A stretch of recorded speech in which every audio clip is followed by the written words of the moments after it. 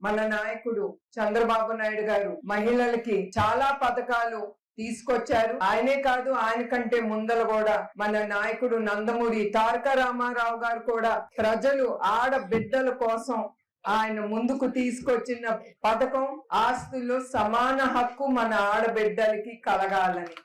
అక్కడితో ప్రారంభమైంది, ఇక్కడి వరకు మనం వచ్చాము. ఈ ధైర్యం ఇచ్చింది చంద్రబాబు నాయుడు గారు. తెలుగుదేశం పార్టీ ఒక్కటే. చంద్రబాబు నాయుడు గారు ఆయన ప్రతి ఒక్క వర్గానికి ఆలోచించి చాలా పథకాలు తీసుకొచ్చారు. ఆయన ఆ పథకాలన్నీ ప్రతి ఒక్క వర్గం లబ్ధి పొందాలి, ఈ వర్గం లేదు ఆ వర్గం లేదు, ప్రతి ఒక్కరు దాంట్లో నుంచి లబ్ధి పొందాలని ఆయన ఆలోచించి చాలా పథకాలు తీసుకెళ్లారు. ఈ గత 5 ఏళ్ళు ఆ పథకాలన్నీ ఆగిపోయినాయి.